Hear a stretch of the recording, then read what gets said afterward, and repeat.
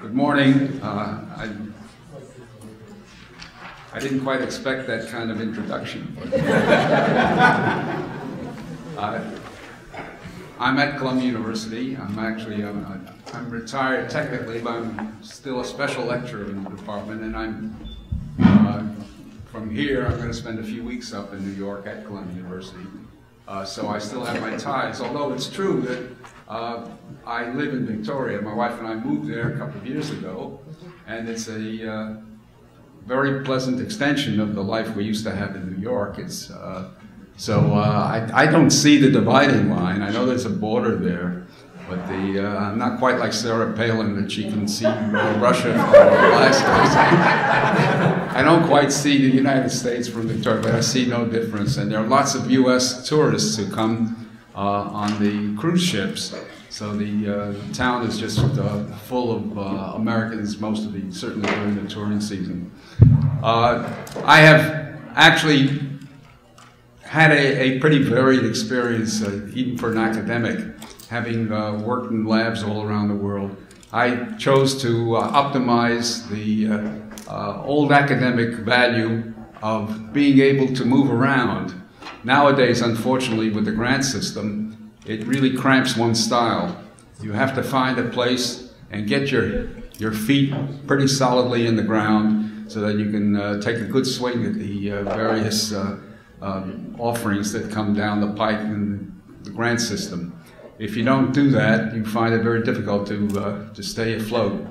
And that's one of the reasons some of the papers that I've been writing are kind of theoretical, in that one does not always have to do experimental work, and which you cannot do if you're going to be traveling around all that time. But anyway, so much for the philosophy. I'm going to basically talk to you about bioelectromagnetics, in a sense, the interactions that occur with electric and magnetic fields, biological interactions, and their consequences. And the thing is that most people, one of the big criticisms of the research has been that people don't understand that there are no plausible mechanisms. That's almost a direct quote. It's a frequent kind of criticism that's leveled at people who do this kind of work, and it's completely untrue. You will see that there are many plausible mechanisms, and I will try and give you details on one plausible mechanism and the experimental evidence that exists in the literature on it, not only our own, but from many different labs. And you'll see that there is a very reasonable understanding of what the dangers are, and that nobody seems to be aware, or at least consciously aware, of what's happening in our world today. Let's start off with something light. This is a cartoon that appeared, and I think it really captures the problem that we have now. Granny sitting in the there on your left, and she's saying the newspaper says that they may stop delivering letters on Saturday. So her older grandson sitting there at his laptop, what's a letter? And then the young, who's just playing with his little electronic toys, says, what's a newspaper? The pace of change has been so rapid that these changes are occurring virtually daily. And with the onslaught of all these new electronic devices, you just see one after another coming, and it's hard to keep track of what they have and what they can do. But the consequence of this is that they are filling the environment, I should say, they're filling the environment with electromagnetic fields that we really don't know, or we hide our heads in the sand about what they can do. Then I say we, meaning the entire population. The electromagnetic fields that are around us are part of Mother Nature. I mean, if you take a look, this is a picture of the spectrum, and you'll see that the main headings that we hear nowadays are ionizing radiation and non-ionizing radiation. That's important for the regulatory bodies, because that's the way they tend to divide them, and they tend to think about them. They think that ionizing radiation is dangerous. Well, that we do know. Gamma rays and X-rays are dangerous, and even ultraviolet rays can be dangerous. The UVB, that more energetic part of the ultraviolet part of the spectrum, do cause chemical changes. They ionize. They are so strong they can knock electrons out of atomic orbits, and so they cause chemical change, and we're afraid of them. And of course we know that the X-rays also cause damage, and people can be seriously harmed. There's genetic damage that occurs to DNA and so on. But when you get below that horizontal dashed line, you come into a region called non-ionizing radiation. And except for the presence of the sun, that was all that Mother Nature had for us before we came on Earth and started doing our thing. So the sun gives sunlight, and some of that is in the ionizing spectrum. The UVB comes from that. And the gamma rays and X-rays that are out in the environment, they come from the world that's around us, and that was here before we were here, we as a species, we as a world. But the fact is that virtually the rest of it was virtually not present. We know that down at the lower end, the power frequency, there are natural low frequencies that exist in the environment. The air around the Earth gets rarefied as you go higher and higher in the atmosphere, and the air ionizes, and this forms an ionosphere, which acts as a kind of cavity through which you can get electromagnetic fields resonating. And when you get lightning storms in the tropics largely, you get these discharges between the atmosphere and the Earth, which cause these various electromagnetic signals to go around the Earth. And you can pick them up. They're very weak, but the Schumann resonances, as they're known, are present in the natural environment, and as soon as there was an atmosphere on the Earth, they would undoubtedly be there. So you see, this whole middle section has been filled in by our activities here as a species. And we have been adding to that, and as the cartoon in the first slide showed, that they're being added at a phenomenal rate that we don't seem to be able to understand them, and certainly not to control the proliferation. Now, these lightning strikes that I was talking about that are responsible for these very weak Schumann resonances, we know that lightning can kill you. I mean, this was known to the ancients. And you can get electric shocks from the electric power that we learned to generate and to power our many appliances. But that's about all that I guess people really intuit, you know, that they try and figure out what is dangerous or what can affect our health. But as soon as the electronic age really dawned in a big way, and that really happened in World War II, when all kinds of devices were being played with, and radar was invented, and that was actually a game changer in being able to detect airplanes coming in. It was largely responsible for the way the Battle of Britain turned out. But as soon as people started working with radar, they detected that there was a problem. The radar operators were developing problems. The microwaves that were responsible for the radar were found to cause leaks in the blood-brain barrier. This was in 1970. Now, this was reported by Alan Fry in a standard publication, the New York Academy of Sciences. And that's it. It was there. You can even hear that. In fact, that's why he did the experiment. The radar operators would hear clicking in their ear, and it turned out that what was happening was that they were activating the little hairs that are responsible for the hearing in our ears. And that was the auditory effect that he first wrote a paper on. Now, the Navy was quite aware of these problems, and they've always been the most forward-looking of the armed forces in terms of trying to use technology. And the Office of Naval Research which, by the way, I worked at for a couple of years and ran a program there. So I really have a warm spot in my heart for the ONR and its operations. Back in the early 70s, they wanted to know what was actually going on, and there was a lot going on microwaves. And they asked this Zori Glaser, who was one of the young scientific officers, to do a bibliography search. And he came up with this list of several thousand papers that had been published on the biological effects of microwaves.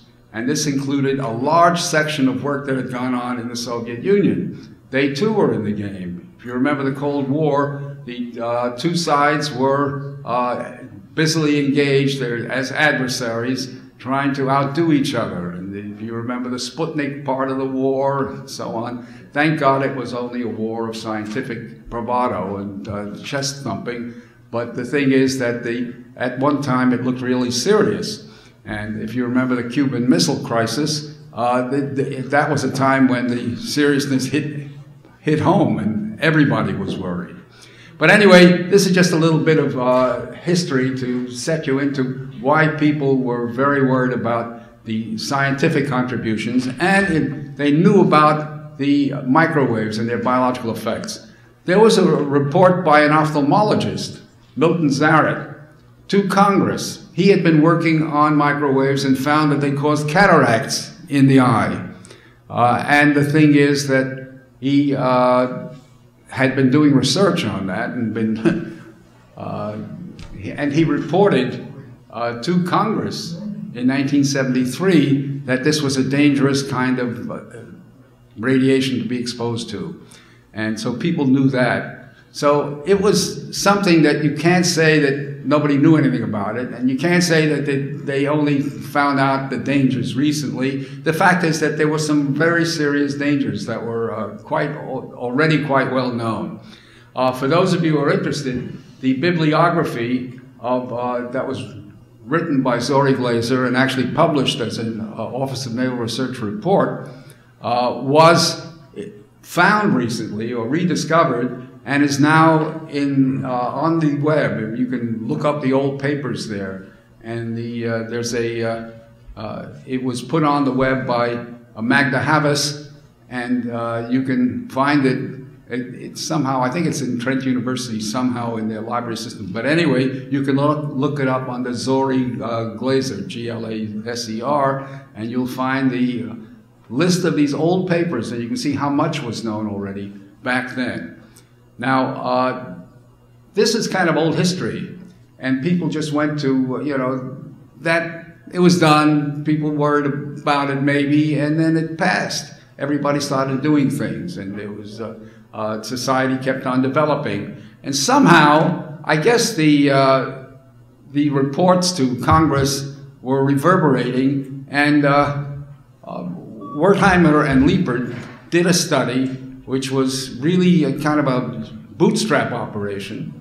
And they checked to see whether there was any correlation between power lines. Now, this is way down on the spectrum. Remember, microwaves were somewhere up there in the, just below the radiation that comes from the sun. And here we're all the way at the very bottom, when you're at the power line level. They wondered whether there was a correlation between the exposure to waves of magnetic fields from power lines could be responsible for the increase in leukemia in children. And they did a study, which they published in 1979, and they found that there was a correlation. They didn't measure the fields exactly, but they didn't measure the fields, period. Although Liebert was capable of doing it, and he did some, but the fact is that they did not use field measurements. What they did is they determined the distance of the children, where the children were living, from the transformers that were present on the power lines, and how far they would be from the fields that were generated there when the line voltage, when the distribution line voltage was reduced down to the power line voltage that you actually get in your houses. So anyway, they found that the risk was very high. In other words, had 3 to 5 times the risk. In fact, it went up. They had a dose-response kind of result in the data, which lent a lot of credence to their measurements, or at least to their estimates of what the fields were. But they hadn't made the measurements, and as a result, they got a lot of criticism. And boy, did they get criticism. It's a lot like you find now with the EMF story. But the fact is that people then went on to make the measurements. And they found that not only was there leukemia, there were all kinds of other things. There were railway people, railway engineers who sit close on the electric lines were found to have higher diseases associated with exposure. And by 2002, there had been a large number of very convincing papers, studies that were done, and they were enough to convince the International Association for Research on Cancer, the IARC, to say that ELF was a possible carcinogen. Now, the level at which they said it was a carcinogen was at 3 to 4 milligauss. And I don't have to tell you that 3 to 4 milligauss is virtually nothing. I mean, that's very, very low on the energy scale. And this is far below anything that you get. It's over 1 million times lower than the kinds of stuff we're talking about with cell phones, if you're talking energy. But they found that there was a doubling of the risk at that point, and they made the announcement. And of course, there was a big to and fro on that, and a lot of people criticized and so on. But at the time, they had actually considered saying that radio frequency microwave was possibly also. Now, mind you, this doesn't say it's a probable carcinogen. They say it's a possible one. And they are arguing about the difference between those two words. That's a big boundary to cross. And they refused to cross it in 2002, but they did cross it in 2011. You have the radio frequency microwave was judged to be a possible carcinogen, and that was announced very recently, and I'm sure that's something that you're all aware of now. Now, these studies were based largely on the epidemiology results. In other words, people did studies of the influence of disease, the influence of radio frequency or power frequency radiation on the incidence of disease.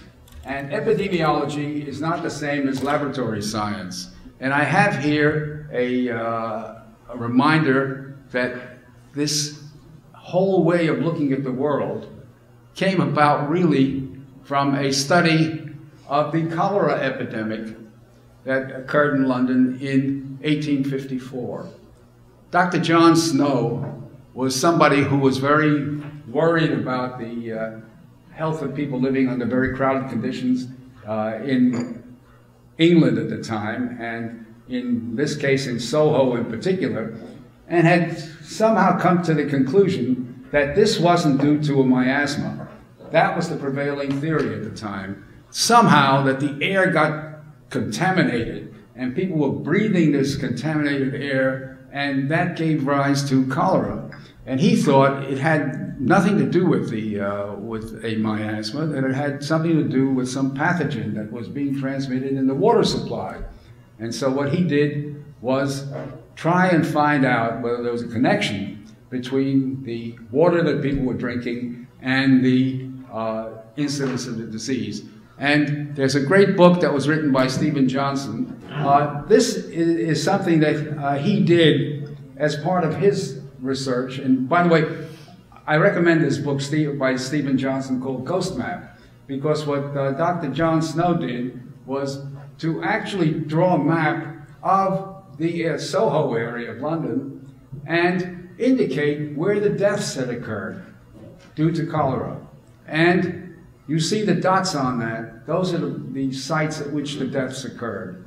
And since he was worried about the transmission by water, what he did was show that the dots were centered around the Broad Street pump. People didn't have water coming into their houses. They had to go to a pump in a neighborhood, and the pump, they draw the water from the pump. And if you look at the distribution, what he did is he actually went to the town council and got permission to remove the pump handle, and sure enough, within a short time, the cholera disappeared. But that's the way cholera was. It needs sort of an outbreak and then it disappears after a while. And at the time, the miasma theory was still around, and the germ theory hadn't gotten really started in the scientific world, and certainly in the world at large. So that you ended up having, he had actually solved the problem, and by removing the handle from the pump, he was able to prevent people from getting water from a contaminated source. Afterwards, they found out that there had actually been a soiled diaper that had been somehow down near the pump area where the water was, and that had been the source of the contamination. But at the time he did this work, it was not known, and he never, I think he was never credited with this find. But I point out that if you look at the deaths that actually occurred, that the cholera deaths were not totally in line with all of it. In other words, most people at the time thought that this, you know, you really had to have, if it were caused by the water, then anybody who got the water should have gotten it. And there were a number of cases where the people had been, had not been exposed to that water, and that they got the cholera cases, and nevertheless died. So that you ended up with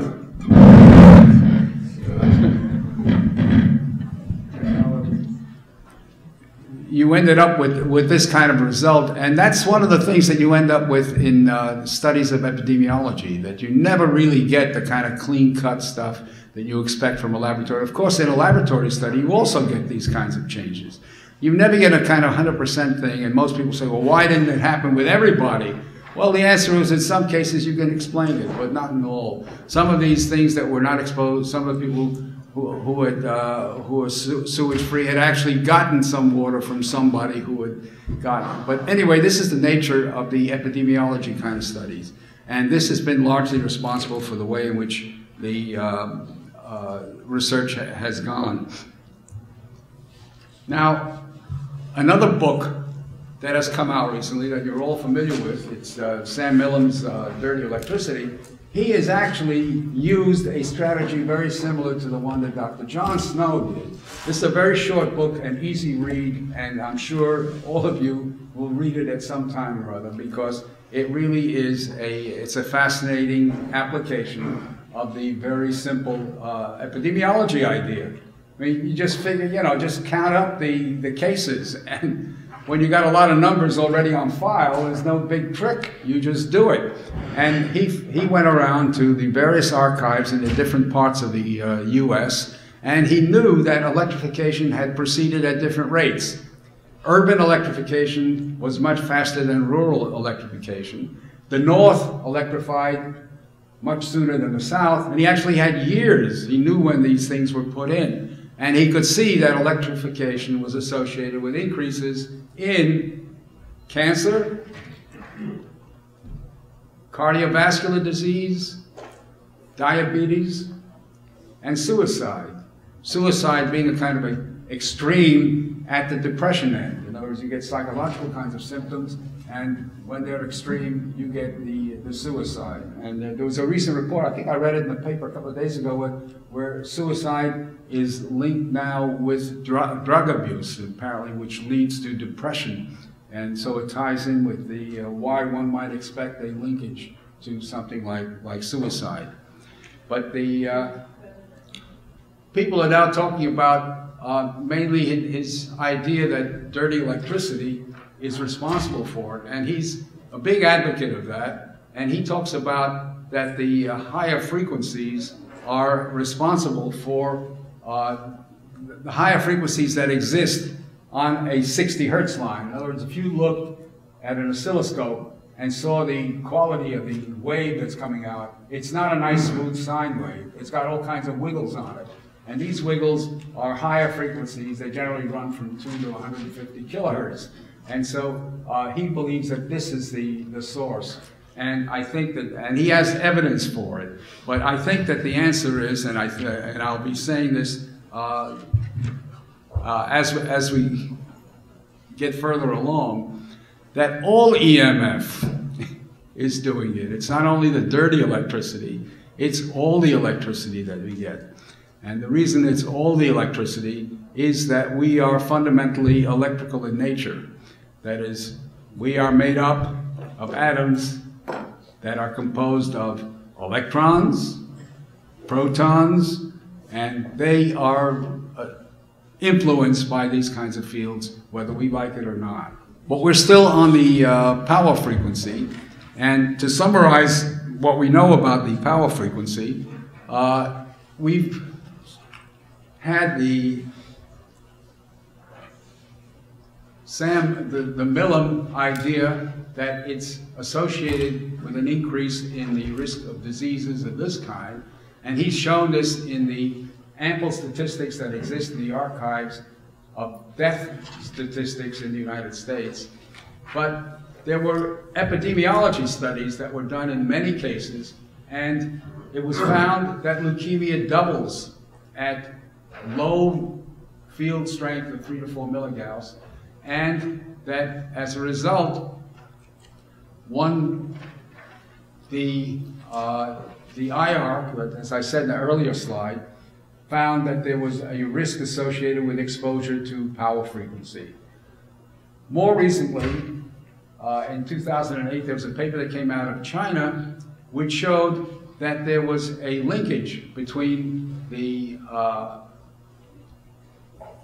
ability of children to succumb. I guess ability is the wrong word. The possibility that children succumb to these electric fields, electromagnetic fields, if they are deficient in DNA repair genes. In other words, that the odds ratio becomes, again, remember the figure was 3 to 4 milligauss, and it was doubling, that the odds ratio goes to over 4 if the field is as low as 1.8. In other words, if the children are deficient in enzymes that are needed to repair the DNA, then you get a much greater increase in the possibility of leukemia. In addition to that, we have reports, and this was a study that was done in Switzerland by Puss et al., which found that there was a doubling of Alzheimer's and neurological diseases with people who were living exposed to power lines, let's say, that had fields in a range of 5 to 8 milligauss.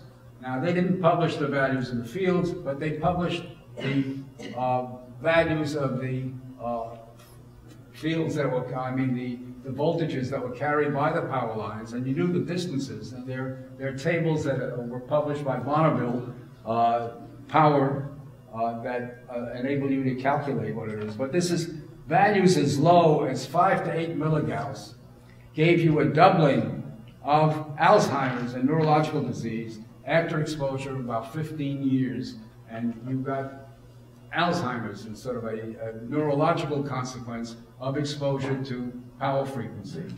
And at the cellular level, these studies were done by Liberti and in the Journal of Pineal Research back in '93, and since then there have been about half a dozen repeats or variations on this study, which found that when you have breast carcinoma cells growing at their normal rate, which is slow but growing, and you expose them to melatonin, you can decrease their rate of growth. In other words, melatonin is an inhibitor of the growth of breast cancer cells.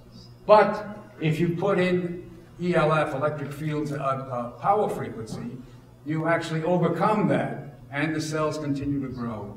So in this sense, the power line fields are a carcinogen. They will actually enhance the growth of these carcinoma cells by inhibiting the effects of melatonin on this. So here we have a whole range of things. We have not only the leukemia, which is a cancer that affects largely children, being influenced. You have Alzheimer's and neurological diseases, and here you have another cancer that has been linked to the power frequency. Now, I remember when I was talking about Sam Millam, I said that he had tried to implicate the dirty electricity, and this is a picture that's taken from a paper that he published with Millam and Morgan. Lloyd Morgan is the director of the cancer registry in Berkeley. They actually went to the school in California that reported a cancer cluster. Now, cancer clusters are just, as you know, they're just large concentrations of disease that occur. Now, they occur naturally also. If you look at a distribution of anything, you'll find that there are always extremes. And I remember talking to Ray Neutra, who's the head of I guess the Department of Public Health in California, and he said, well, you know, you find these clusters, you expect them all the time. He says in a state like California, which had something like 1,000 school districts, he said you would expect to find 10 that are greater than 2 sigma from the average. So it's not a big deal. And statisticians, and that's of course one of the weaknesses of the epidemiology kinds of studies. But what Millam and Morgan did was this school had a record, just like in the record of deaths that occurred in the state archives.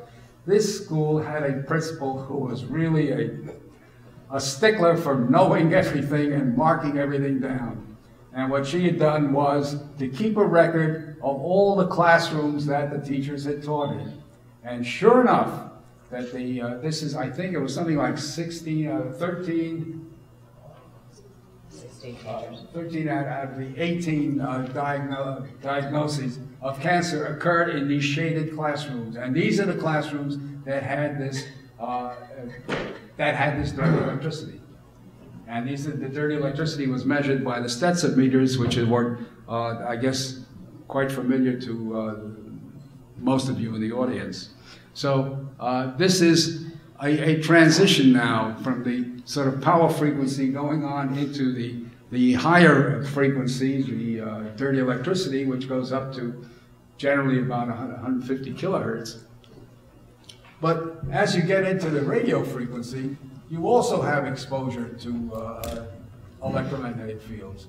And these fields were studied in San Francisco in the Sutro Tower, which is a television, it broadcasts to San Francisco, and it's this enormous tower. Is the size of the houses that are at the foot of it, so it's quite high up, and the antennas are up to half a kilometer above the surface to reach that kind of an area, and they broadcast the signal to the area. And when you look at the radio frequency broadcasting and the incidence of cancers, now this was a study that was done by Dr. Neil Cherry, a New Zealander, who was died recently, and he actually not only got the data, but he made the measurements there as well, so that we have not only the statistical stuff, but we actually have data on what the fields were at the different places. And if you look at the data, this is the relative risk plotted as the ordinate versus the distance from that tower that I just showed you. And you see that the relative risk goes way high when you're very close, dropping down to going out to 5 kilometers. Now, one of the interesting things is that, well, it falls off, the risk falls off with the distance from the antenna. But the thing is that it falls off to a level that's really still quite high, because when you look at a distance of approximately 2 miles, say 3 kilometers, and you look and see what the risk is greater than 5, the relative risk greater than 5. The power density, which is what he measured, was a microwatt per centimeter squared. Well, that is 1,000 times lower than the safety standard. I paused to let that sink in. Here you have 5 times the risk of getting cancer as a child if you live with this kind of exposure, and although it's 1,000 times lower than the safety standard is set at. So, I mean, this is a result. It was published on the internet, and it's still there. You can all find it if you look under I guess you'll find it under Dr. Neil Cherry, and he's got, it is a phenomenal piece of work. I don't know if it was supported in any way, but whatever it is, it was an interesting publication on the internet.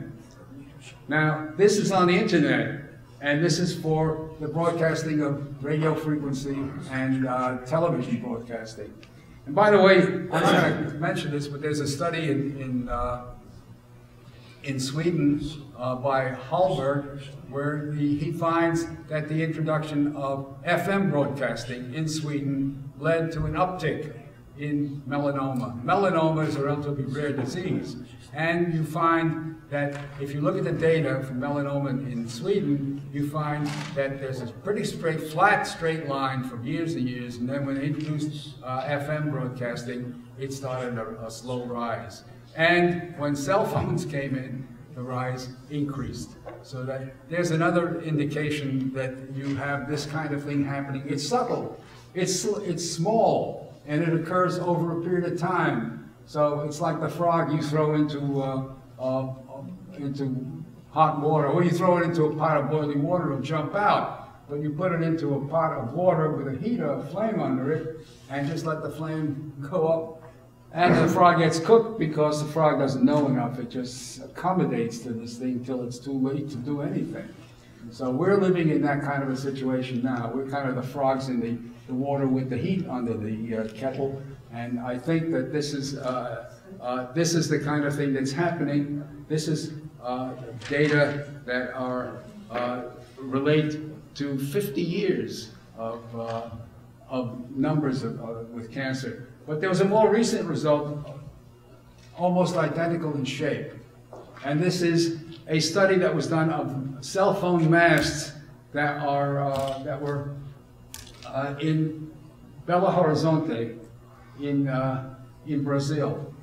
And this is a recent study, but you see the same kind of fall off with distance.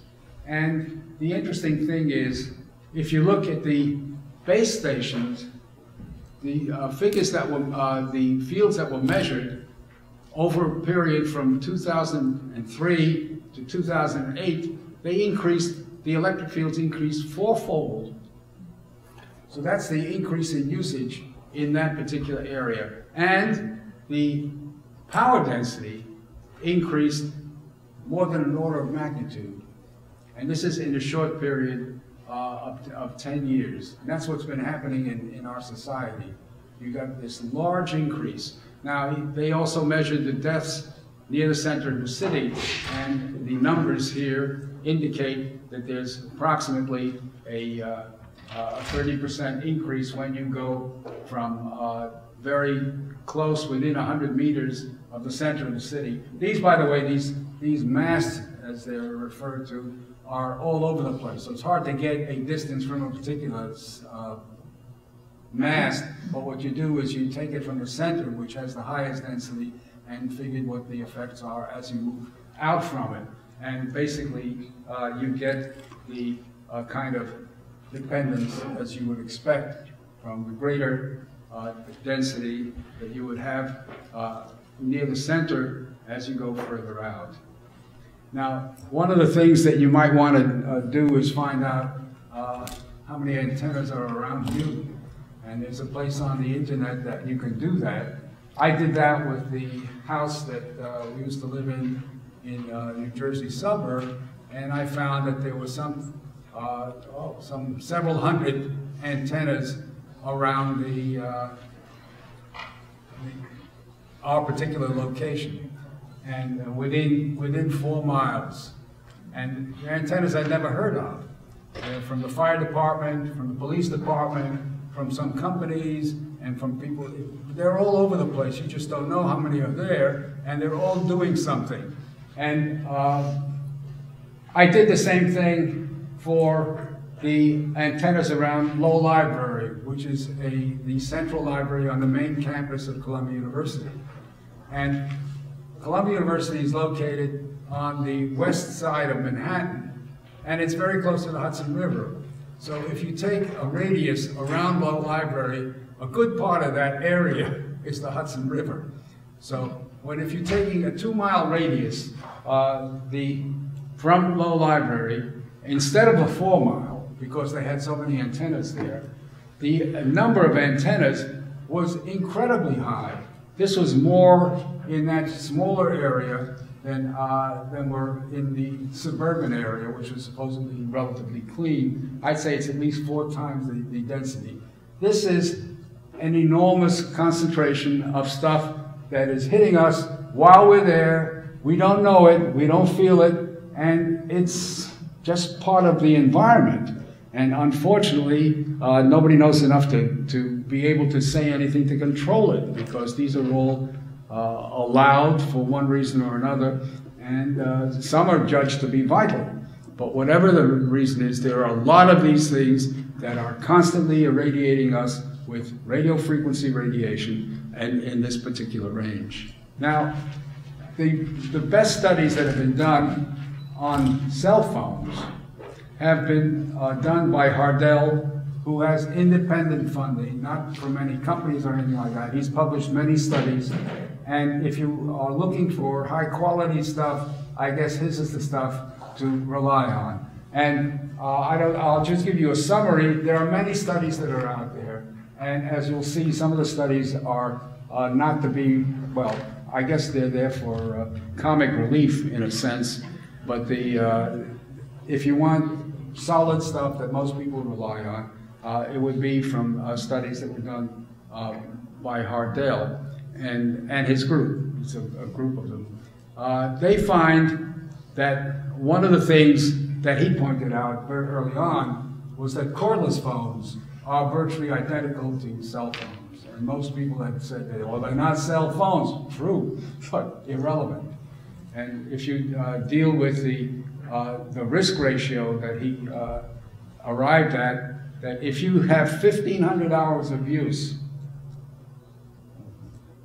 your risk ratio is 2.7 for his data. And if you start as a teenager, it's below the age of 20, then the risk ratio goes up, almost doubles. And there's also, he did this separately for cordless.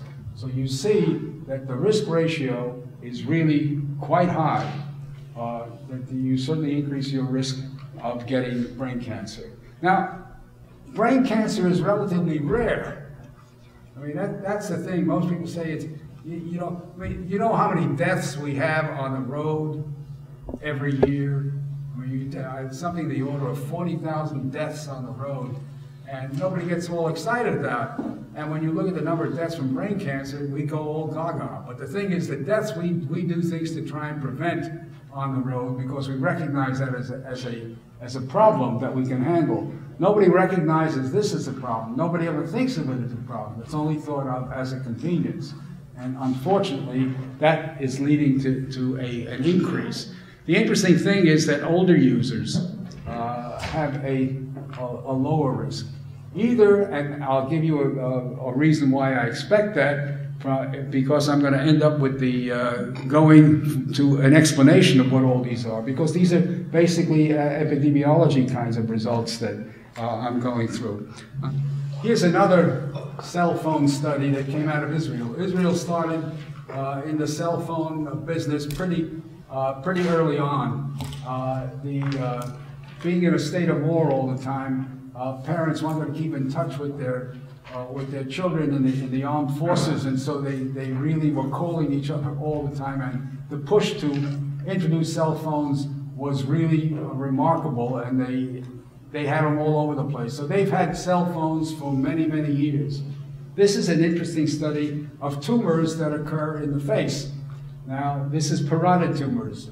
When you hold a cell phone close to your cheek, you've got exposure to the tissues that are adjacent to the jawbone. If the salivary glands are above the jawbone, they get a big dose. If they're below the jawbone, then you don't get very much. These are above the jawbone. This is the parotid gland, and it's been increasing as you go as you go along, and it's still on an increase. If you look below the jawbone, these are the submandibular gland and the sublingual gland. You don't get an increase. These are flat lines that exist here. So that's another study which gives you an indication that a direct exposure to this kind of radiation has an effect, and you have an internal control. It doesn't affect those that are shielded by the bone. Now, the cell phones damage nerves. There are all kinds of studies on that. I've listed some of them there. Cell phones damage sperm cells. You've heard some of that already. The fact is that sperm are interesting kinds of cells. There have been separate studies on the different parts of the sperm. There's studies on the acrosome, which is the part that has to actually burrow its way through the layer of stuff on the egg that coats the egg, the so-called zona pellucida, and release the enzymes that are inside of this. There have been reports that there are effects on the acrosome reaction. There have also been contradictory reports, so that's still something that people are just beginning to look at. But there's been no question that the real problems with the sperm occur with the problems in the midsection of the sperm, which has the mitochondria that actually drive the sperm and allow it to move up the fallopian tube. And there are problems with the tail. So there are structural problems that occur. People have reported breaks in the tail that prevent the actual propelling of the sperm cell. These are, I guess, the manufacturers know that there are problems. If you look in the fine print, which almost no one does, you find that the fine print of many of the manufacturers, these are just some examples, tell you that you should hold the phone approximately an inch away from your head. You show me someone who uses a phone that way. Now, why does, even with the manufacturers acknowledging that one has to exercise some caution, why is it that we do not do anything? Well, there's a great book out by David Michaels called Doubt is Their Product, which basically says what a cigarette manufacturer, by the way, he doesn't deal with EMF. He deals with the way industry confronts any challenge to the livelihood of a product that they have put on the market. Doubt is our product, since it is the best means of competing with the body of fact that exists in the minds of the general public. It is also a means of establishing a controversy. They've been remarkably successful as an industry. The industry strategy is to do things like to support favorable kinds of studies, or people who come up with favorable studies. I don't have time to go into any of this, but people choose certain cells that are that don't respond. They criticize investigators they oppose. I mean, one of the people who's been criticized mercilessly is Henry Lai, and a number of us were asked to write letters of support because they tried to fire him. They got letters of support, letters of criticizing him to the president of the university, simply because he had published that stuff which they said was wrong or was bad or whatever they said. I never saw their letters.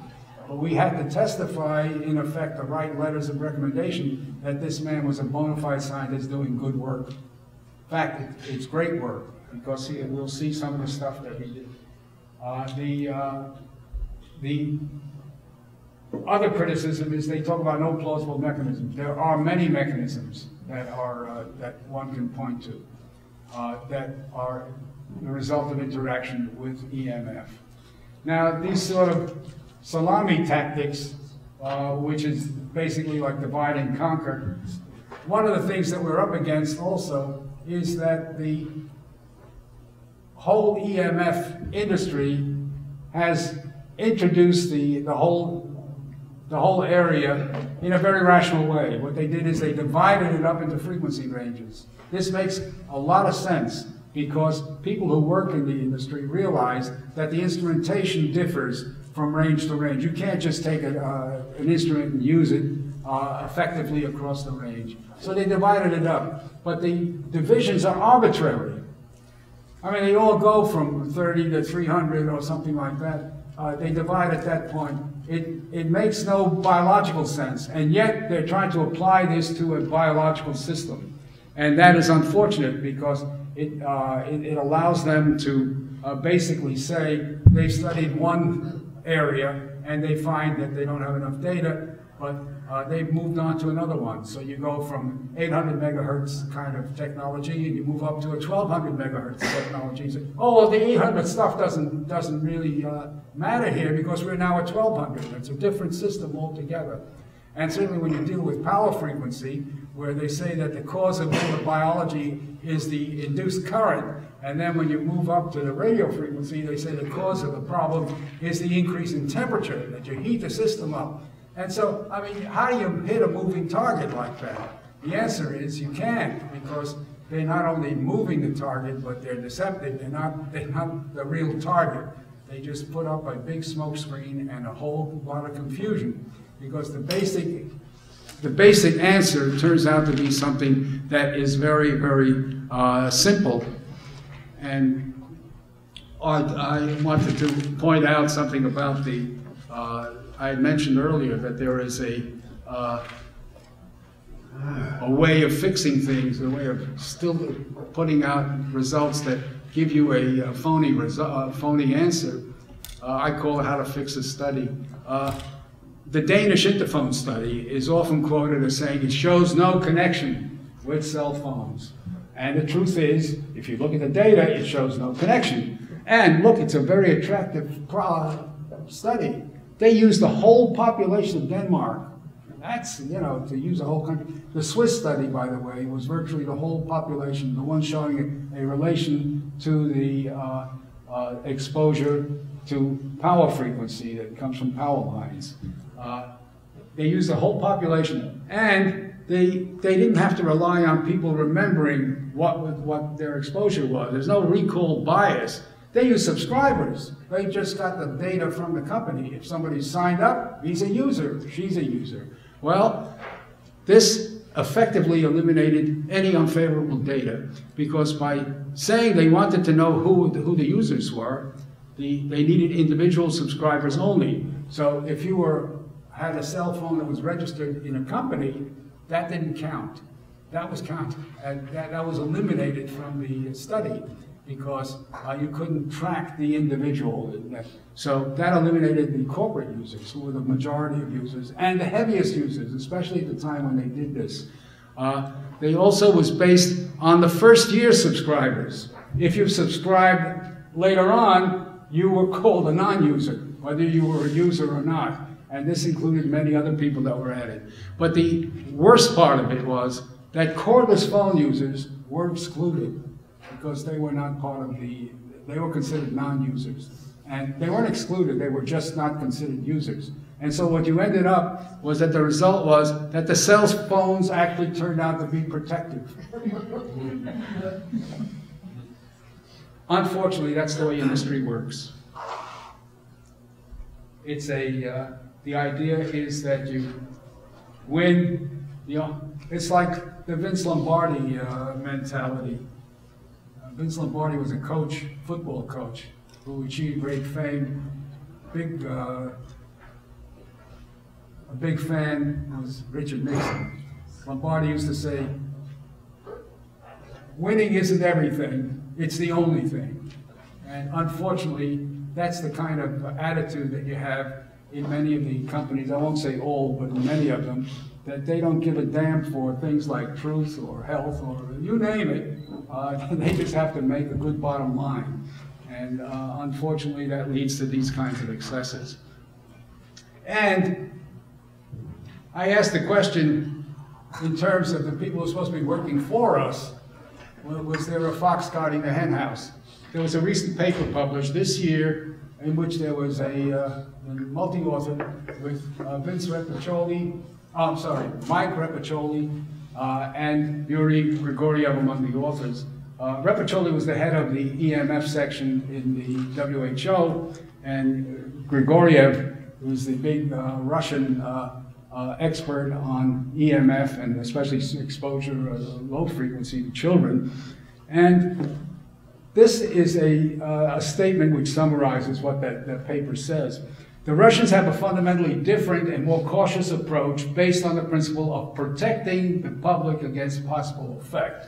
Mind you, this is the International Commission for Non-Ionizing Radiation Protection. It's for radiation protection, which is what the Russians are supposedly doing. They're protecting.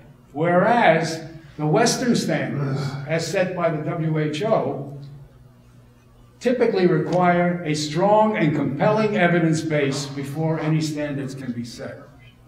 So we had a guy, or guys, working in that office all that time, trying to talk about standards when they should have been talking about protection.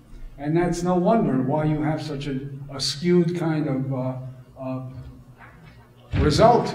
I mean, how the hell do you protect people if you don't set a standard at which you can get damage? And what I'd like to show is that there is damage, and we're coming down to the part of the talk that I really think is the most important, which is that there are data now which are quite strong that you've got damage that's occurring to DNA at virtually all levels of exposure, and they result in damage that is bad, that leads to a lot of these kinds of effects. And what's worse is that this damage is propagated through time. In other words, we get damage in our bodies when we're exposed, but we also get damage that is carried on in our genome. This is a picture of DNA, or a diagram. The double helix, you have, these are the sugar phosphate chains. They are linked by bases. There's one base on each chain, and this is what carries the code. These chains are twisted into a helix, double helix. The helix is again twisted, and then it joins around histones, which are positively charged chemicals, and I'll show you a picture of that in a while, and they form these nucleosomes, which are further, this chain of nucleosomes, are further twisted into a helix, which forms this kind of hollow tube, and so you see you end up with a helix and a helix and a helix. And what I'll try and show you is that you've got a kind of structure. This is the metaphase structure of the chromosome, but the DNA is a special kind of structure that has this unusual geometry that allows it to pack into a very small space inside the nucleus of a cell.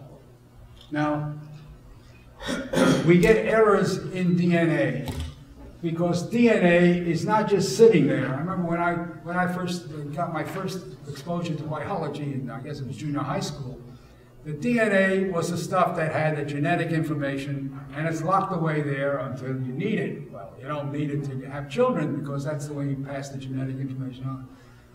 That's wrong. You need it when you have children, but you need it all the time because the DNA tells the body how to make proteins. And you need proteins all the time. And you need proteins when also you need more DNA. So this has to get replicated. Every time your cell divides, when you're growing, especially as a child, the cell has to make another copy. If you have to make another cell, you need more of that DNA. So you get errors every time you have protein synthesis during the normal operation and cell division when your cells are growing or when they're replacing damaged cells. These repairs do not occur 100%. Now you get damage, you get deletions, you get repeats, funny kinds of things. All of these happen. When there are too many of them, the cell can't deal with it, then you end up getting cell suicide. There's a special process called apoptosis, which occurs when the cell had just said oh, can't handle it. And then you get the secretions, and you get the cell being cannibalized in effect by mechanisms inside the cell. But sometimes the damage remains. There are benign kinds of changes, and these remain as mutations. And we'll see that there's been research on that that's kind of interesting. You see that there's evidence in older identical twins. Remember, identical twins are born with the same DNA, and yet, after a short time, they are different. You have a number of differences between the twins.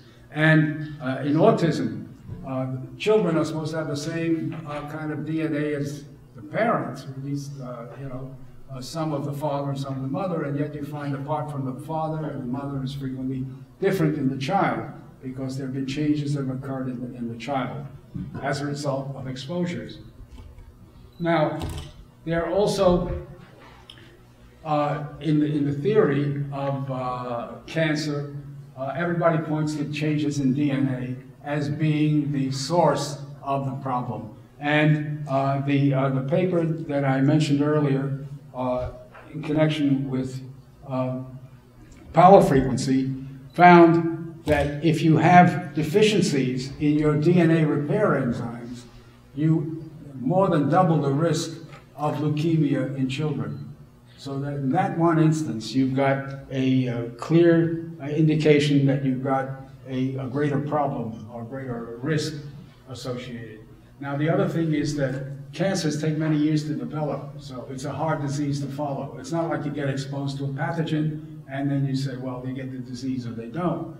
The fact is that you don't really know. It's something that's in you like a time bomb, and you don't know when it's going to explode. Now, the errors that the DNA damage that occurs as a result of lots of things. It occurs from the chemicals that are in the environment, as you folks well know, not only ionizing radiation, but also the non-ionizing EMF. Now, this is a study that's already been mentioned by D.K. Lee at Kaiser Permanente. He and a group did their studies at I guess it was in Berkeley. I don't remember where the lab was. But the thing is, they studied the effects associated with mothers, pregnancy, and so on. And they found, for example, one of the early results was the use of electric blankets in the first trimester of pregnancy. You increase the risk of miscarriage with a factor of 10 order of magnitude if you were exposed to an electric blanket in the first trimester. Miscarriage also increased. And there was a peculiar kind of dose response, if you want to think of it. It didn't really have to do with the total cumulative exposure to EMF, but if you really cut the data and saw any time at which there was exposure greater than 16 milligauss, there was like a threshold. If you got exposed greater than 16 milligauss, you got a greater increase in miscarriage. This is kind of interesting when you think of the results of the Yang results in connection with childhood leukemia, where if you had a deficiency in the ability to repair your DNA, if you have an exposure that exceeds a certain level, you obviously reach a point where the body cannot cope with its normal mechanisms. So there's a kind of threshold at which the body can cope, and if you exceed that threshold, you end up with a problem. That's one of the reasons you can't really define a probable kind of effect for for the total population. One of the things that we were finding in our study, we did studies on a cellular level, just studying individual reactions, the ability of magnetic fields to affect reactions in an electron transfer reaction. We were interested in just moving an electron from one chemical to another. But we found that if there was a higher chemical potential that it had to move against, you got less of an effect of the field, which makes a lot of sense. In other words, you've got to not only deal with the problem that you're getting, in other words, the effect of the field on the electrons that are involved, but the ability of the body to compensate for that effect. And that is an important part of the equation, because a person's condition has a lot to do. We know that intuitively. A person's condition has a lot to do with the way we can cope with the various insults which the body is subjected to. Now, getting back to Lee's experiments, he had the foresight to see that he had a great population to study. That here were children who had been exposed. He had the record of which the mothers had been exposed to, and the fields that they had been exposed to. And he's now doing follow-ups, and he's starting to publish them. Now, the first one was published in the last year, 2011, on asthma, and he finds that there's an increase in the asthma, the rate of asthma, in children of mothers that were exposed during pregnancy. And he has now found, I haven't seen the paper, but it's due to be published. It was announced, and I read some of the reports on it. There's a paper that's due out in epidemiology, which shows that there's an increase in obesity in children whose mothers were exposed during pregnancy. So that here you have, like the biblical curse about the sins of the fathers being visited on the children, the sins of the mothers, if you want to call it a sin, to be exposed to EMF. The fact is that these things carry through. Not only are you affected as an individual, but you're affected as a fetus while you're just forming. Furthermore, you're affected as a sperm cell prior to fertilization. In other words, these kinds of changes are changes that are occurring to not individuals, but to molecules. And the molecules have consequences when they appear in an individual, and they start these various processes that are associated with living. Now, there's been an analysis of DNA, the kind of damage that occurs while you're living, and this was done in Iceland. Iceland has a great population. It's a very small country. I think they have something like 300,000 people, very small number. And they're all related in some way because they all migrated apparently at the same time. And the interesting thing is they have a phenomenal record of DNA there and of mutations that exist in the population. They did a study on children, 78 children, and they tracked 125 known mutations. And these, there were an average of 63 mutations per child. So that's I guess, probably a reasonable number.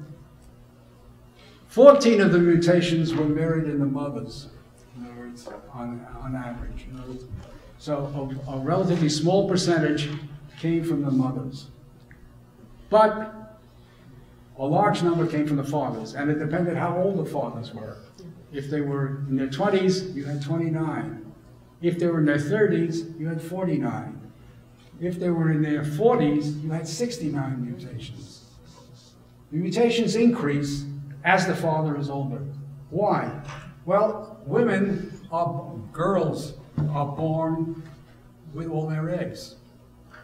And so the chance of getting hit as an egg, minute structures, getting an EMF to affect these structures is like a needle in a haystack, I guess, in comparison. Whereas men are born with spermatocytes. Obviously, they don't mature to puberty, but the fact is that these spermatocytes are producing sperm cells all along the active sex life. And the thing is that while these cells are being produced, they're also being exposed. And obviously, what happens is that these exposures just keep on increasing, and you keep having them. They accumulate with age. The older you are, the more you have. Now, as I say here, the data reflect the accumulating damage in male germ cells, but not in egg cells. This is a plot of those numbers. And what they did is they differentiated between the various conditions that they had there. And if you look at the different colors on the dots, the very light ones are just sort of, we might call them normal. The gray ones are children with schizophrenia. The black dots are children with autism. And you see that there's a clear indication, obviously no proof, no nothing, but there's a clear indication that the number of cases of schizophrenia in the child and autism are increasing with the age of the father, which is also correlates with the number of mutations that exist in that particular DNA. I think that this is a pretty strong indication about the tying in of the large increases that we have with the Dr. Lee's studies and these Iceland studies that have recently done. I think it's a pretty strong indication that a lot of the things that we're worried about as a society are probably the result of this kind of increase in DNA damage that is occurring as a result of overexposure to EMF. DNA is affected by EMF. There's no question about that. This is data from Henry Lottie, the fellow that they tried to get rid of early on when he published these kinds of results.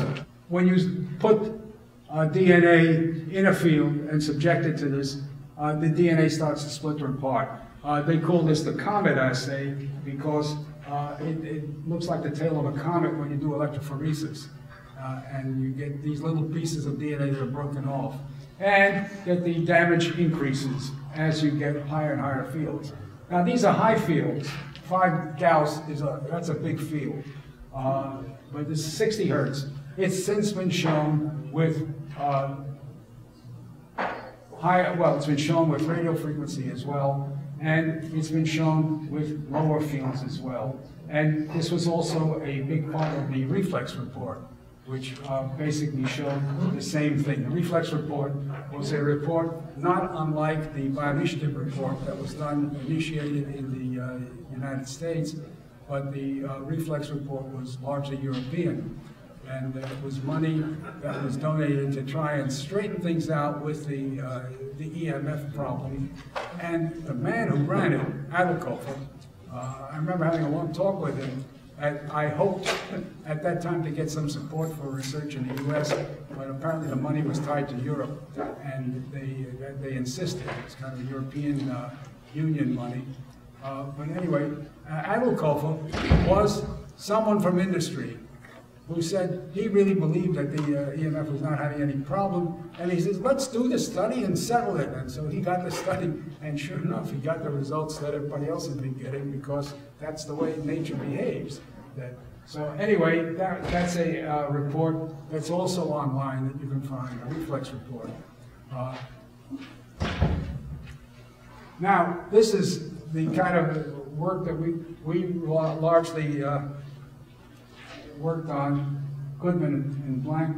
This is a review paper in a journal called Cell Stress and Chaperones, which we reviewed a lot of the work that was that is known about the ability of cells to react to stress. Now, the word stress is used in many contexts by many people, meaning lots of things.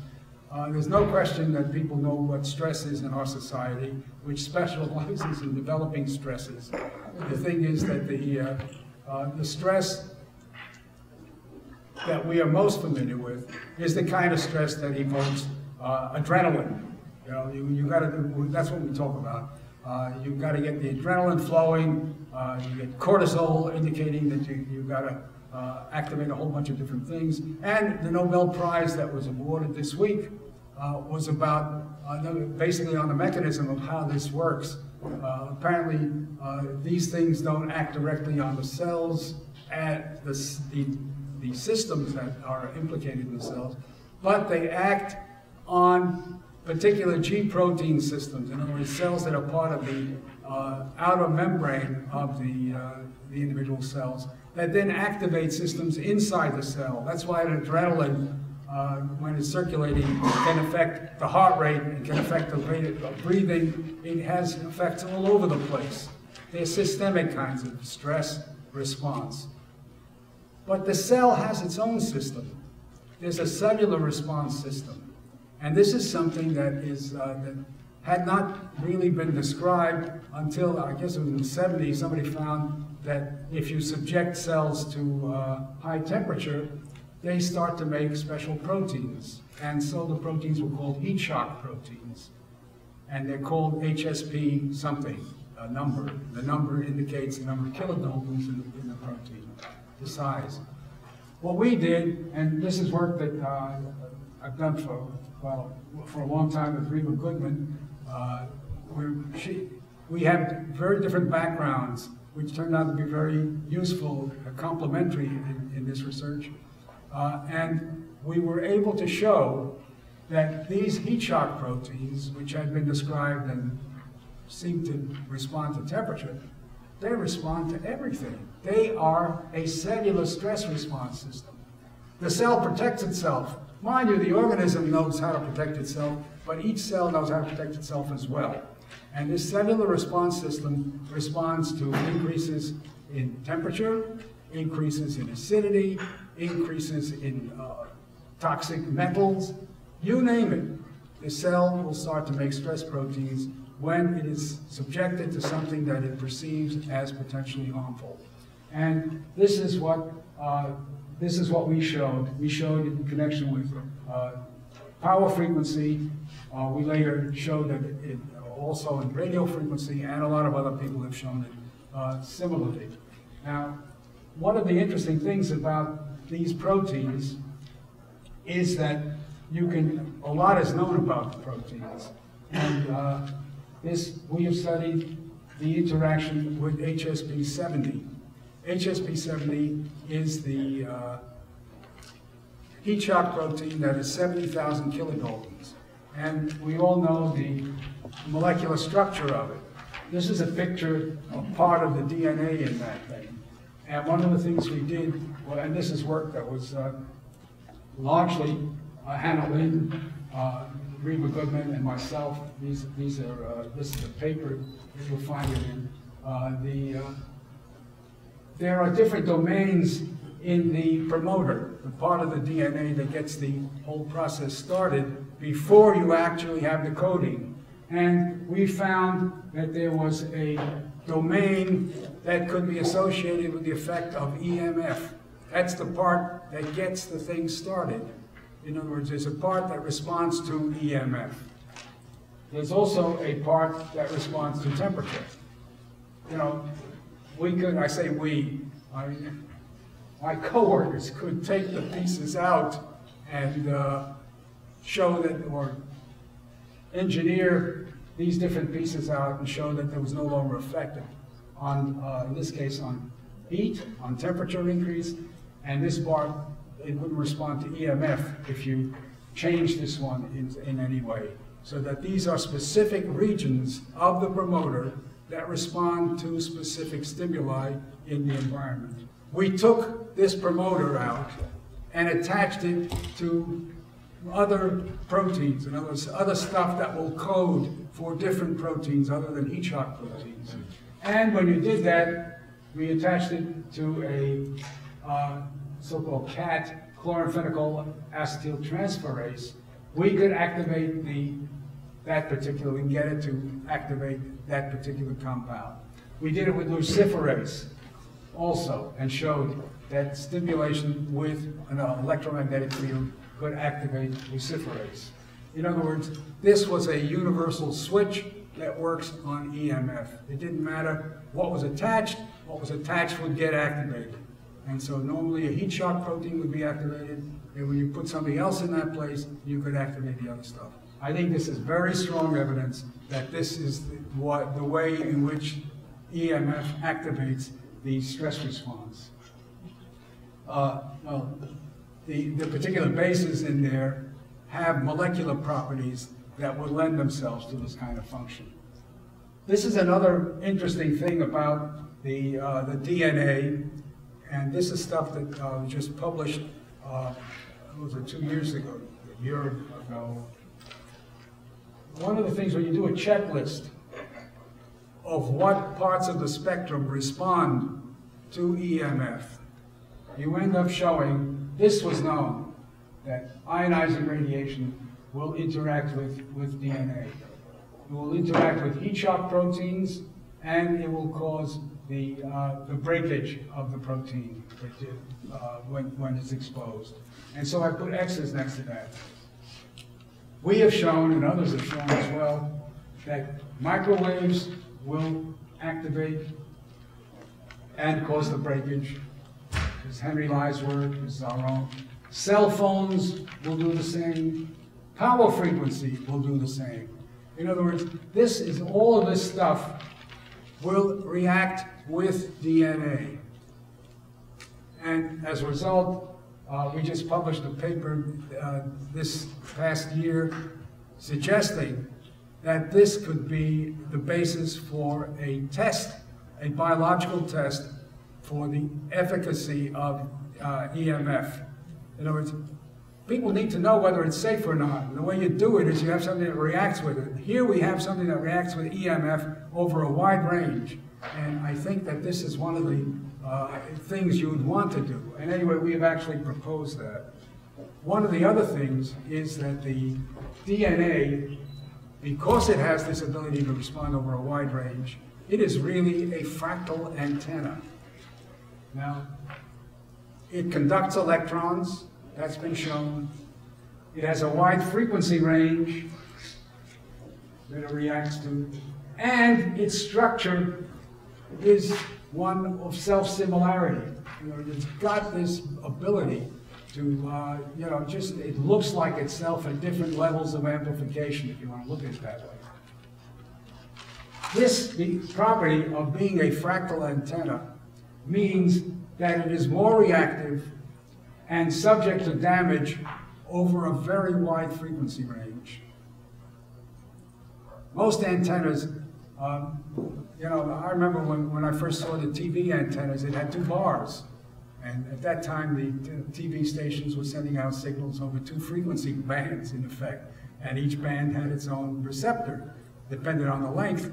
And if your DNA is your receptor, then you've got all different segments that can function as different size antennas. And I think that that's effectively the way it functions. Now, I've been putting up books. This is not one that I guess is easy reading, but you should know that it exists. Benoit Mandelbrot, he died just recently, was a mathematician who apparently realized this nature of fractal structures, and he finds them everywhere. He found them everywhere, and they are really a basis of biological structure.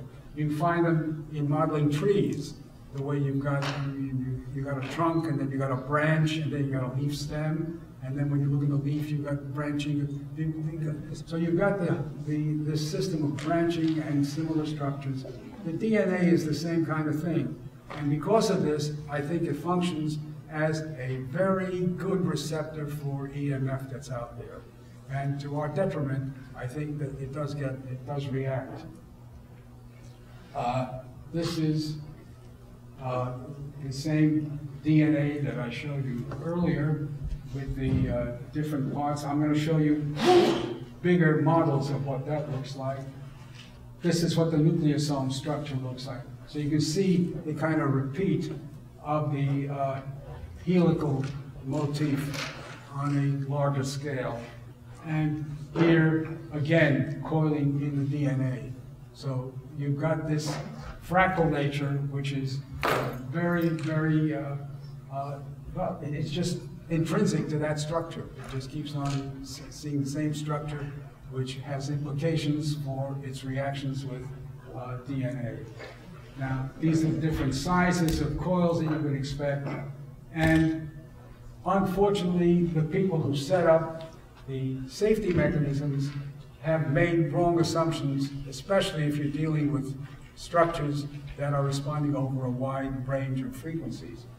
The DNA interactions occur across the EM spectrum. They have considered separate mechanisms in different frequency range. The effects on DNA are additive because they are effects on the same molecule. So they may occur in a different part of the DNA, but they're effects on the DNA. And you can have similar interactions despite very different energies. Most people think that you have to give, you have to use a sledgehammer when in fact a jeweler's hammer might be sufficient in certain parts of the DNA. And I think that's basically what we've seen with the interactions with DNA at different levels. Now, the cellular stress response, which is, I think, asks the cell, in effect, is everything okay? And the cellular stress response is a protective cellular response activated by potentially harmful stimuli. It is activated by both non-thermal and thermal EMF. And this is my editorial comment, that the regulatory agencies appear to be saying that they are better judges of what is harmful to cells than the cells themselves. The cell, if you were to put the cell up on a stand in some kind of legal proceeding and question them, is this harmful or is this not harmful? There's no doubt what the answer of the cell would be, because the cells speak in the language of these kinds of reactions. We have proposed a mechanism for how this happens based on a number of studies, some of which I've gone over. We have studied electron transfer reactions. Electron transfer reactions, they're very common in chemistry. We studied the electron transfer during the ATPase reaction, the membrane ATPase, which splits ATP and allows ions to be transported. We find that this is influenced by magnetic fields. But the influence isn't the same all the time. It has to do with how the ATPase is working. When it's activated, in other words, when it's in a state of high activation, it will respond more than when it's not in a state. In other words, the response, the electron transfer response, will depend on the state of the system. That's why sick people may be more vulnerable to EMF interference, because the protective mechanisms inside the body are not functioning at the highest level.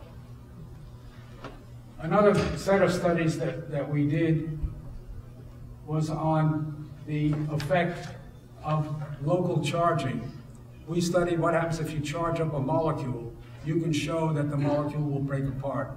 We did a big study on hemoglobin, which is made up of 4 different peptides kept together. And we showed that as you increase the charge, which you can do by titration, you can get the molecule to break apart into dimers and eventually into monomers. And it all depends on the charge. So that if you have a DNA that is sitting in, let's say, in an uncharged condition, but you cause the electrons to move within that structure, then you get to a kink in the DNA. At some point, the chain may be bent. You may get the electrons slow down, a buildup of charge. That buildup of charge may be sufficient to cause the chains to come apart. At least theoretically, you would expect the chains to be able to come apart. So this is another component in the argument that you can get because of the nature of the DNA structure, that the various unusual parts of the structure, not the straight helix, but where the helices join or bend, or where it's going around to fit some contour of the nuclear membrane, that would be a region where the DNA can come apart. So there are reasons for a buildup of charge, and the charge would cause it to come apart, and that this would be sufficient to initiate protein synthesis. But this is the DNA mechanism. There are other mechanisms in the I won't go through this. Just quickly, we have epidemiology has shown an increased risk, many diseases, and a wide range of frequencies. There are cellular studies that show there's EMF damage to DNA. There are plausible EMF mechanisms. And above all, there are inadequate safety standards. This, I think, is given. There's ample demonstration of all of the points on this. And basically what I'm saying is it's time to do something about it. Now, the Europeans are ahead of us on this. They realized that there were problems in the environment, and they had a report in 2001 called On the Precautionary Principle that was labeled Late Lessons from Early Warnings. And they showed that we knew about the problems of many cases for many years. For radiation, it was known for 65 years before there was any action. For benzene, it was known for a long time before there was any action. But with the early warnings about EMF, we know that from work that I mentioned earlier, Alan Fry knew about the leakage of the blood-brain barrier back in '72. Glaser, with his summary of studies for the US Navy, knew about that. And here's a quote from Milton Zarek when he testified before Congress in 1973. There is a clear, present, and ever-increasing danger to the entire population of our country from exposure to the entire non-ionizing portion of the EM spectrum. Most non-ionizing radiation injuries occur covertly. I think that his message was on target, no change, no edits needed for today, applying today. And I think that that is the message that I hope that I've been able to convey. Let me end here.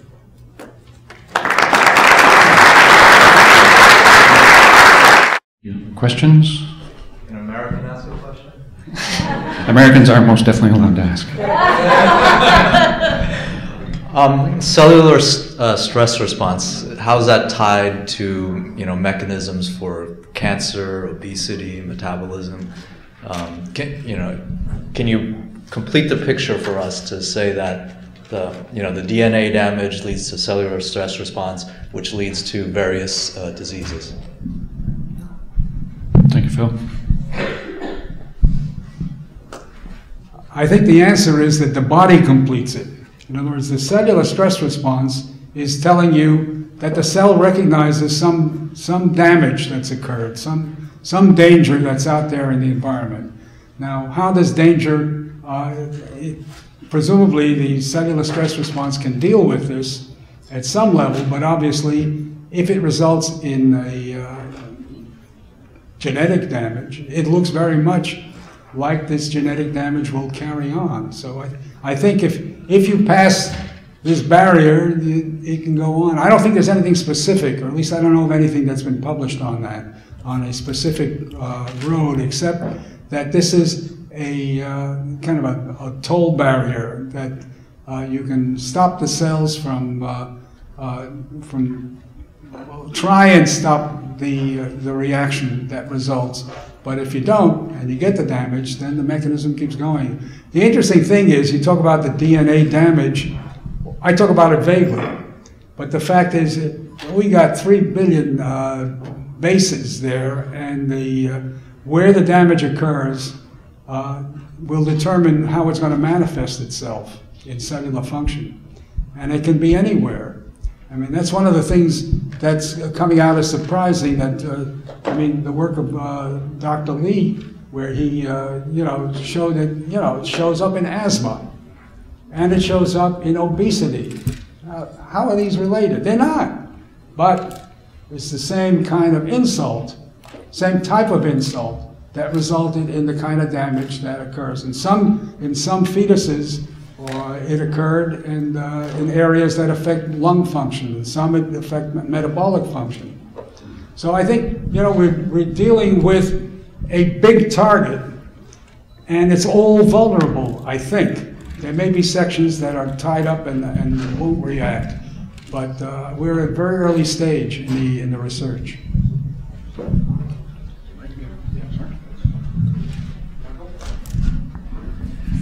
is this phenomenon of RF, EMF all over the world part of a greater covert plan to change the human genome?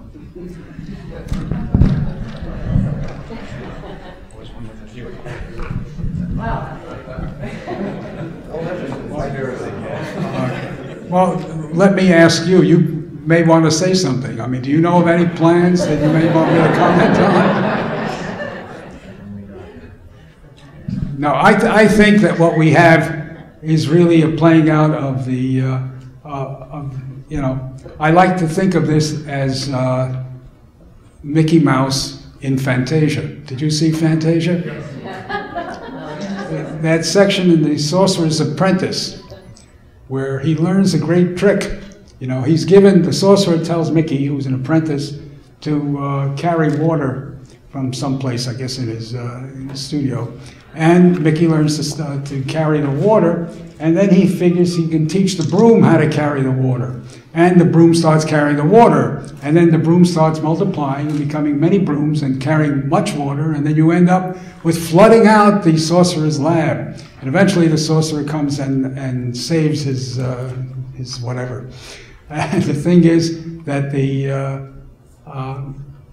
we are like Mickey. We've learned a trick. We're in this great big lab, Mother Nature, and we've learned to manipulate things in Mother Nature. And I think it's gotten out of hand. And I don't know whether there's a sorcerer around I think we have to be the sorcerers. I don't think there's a conspiracy. I think if anything, the conspiracy is just playing out on the basic instincts in certain societies. I think our society has this tremendous urge for profit. I mean, everybody looks at the bottom line. Think of corporate executives who are only interested in the bottom line of their quarter. They're not interested in the life of the company that's giving them that kind of income. I mean, they just think the short-term, immediate profit kind of thing. I think you need to develop a culture that has a kind of sustained philosophy for, like the building biology people are talking about. I think that you need to develop this kind of thing on a wider basis, because I believe that's the only way to cope. Wise words. I'm going to go with the last question. I'm going to go with Dr. William Ray. Ron, if you could just...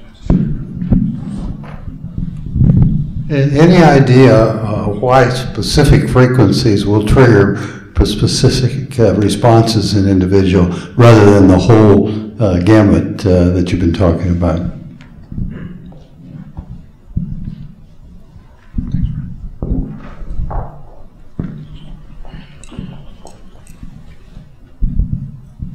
I can give you a generic answer, which is that if you've got a particular set of DNA, a particular part of DNA that is tuned in to that particular frequency, in other words, it has the size characteristics that would respond to that particular frequency, you're more likely to get a reaction there. And since the DNA is very similar from individual to individual, at least in the way it's it's folded up, you probably get similar reactions in different individuals of the same species. I don't know much about the way the DNA, I don't know anything about the way the DNA is structured in different individuals, but I'm inclined to believe when you see pictures of the way the chromosomes look, you do a karyotype, and you see that all the chromosomes look pretty much the same. That's how they can tell, and that's how they line them up. So my guess is that there are similar geometries in different parts of the genome, and I think that the geometry will determine which part is more likely to react, and that's why you would probably get, I mean, something like that, an influence on something that might affect obesity, for example, might occur in several individuals rather than just happenstance. But again, I'm just kind of, this kind of argument, just a lot of hand movement. But there's no doubt that one would expect a linkage between the structure, the fine structure of the DNA as it is inside the nucleus. I should say that I take it, thank you, there's no question about it, and I appreciate the comments, but I should tell you, this has been my job. I mean, one of the things you're supposed to do as a researcher is to find out stuff, and the other part is the teaching. I think it's a profession that's not all that well rewarded, and it's not, as a result, you get people, and especially times of crisis now, you get people trying to cut school budgets and things like that. I don't think people realize how important education is and how important it is to value it in the way we set up our society. So I think that one of the things that Columbia University still does well is it does its teaching. The teaching is still prized, although they like guys who bring in a lot of money. There's no question about that. We're run by administrators. But there's still enough of a core of people there who are interested in research and in teaching. So I thank you on behalf of my colleagues in all universities who are trying to make do in a very difficult economic environment.